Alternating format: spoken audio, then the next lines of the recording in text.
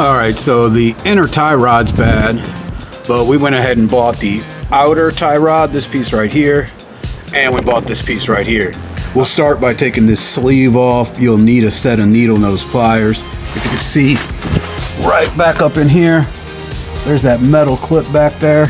See it right there? It wraps this thing around there. That metal clip's got to come off, and then this metal clip right here's got to come off, and this boot will slide down, exposing the kind of like a nut, well, a ball bearing type thing. Instead of those pliers, we decided the screwdriver, good old ply method, was better. And then I stuck the screwdriver in back behind this to get the boot off. Now this thing will just come off, and that exposes the joint we need to work with. And you can just take these pliers here. Well, it was hard to do with one hand.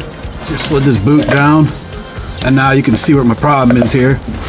That joint just pops back and forth. There's no stability in there.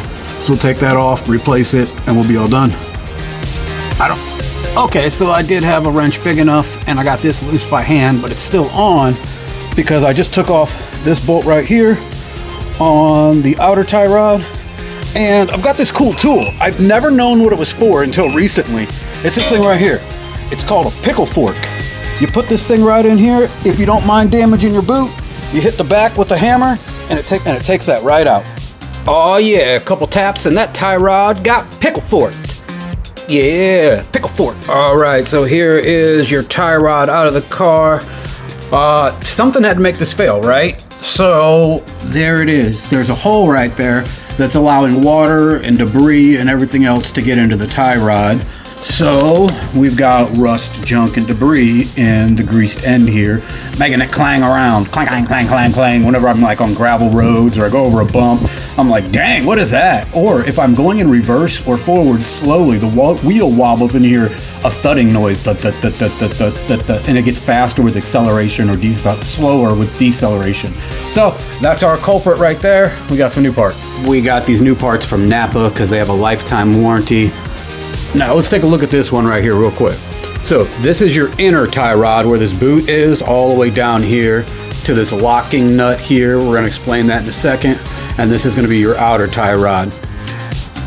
How you get an alignment is that they move this locking nut this way or this way to push your tire out or in, vice versa, to get it lined up, right?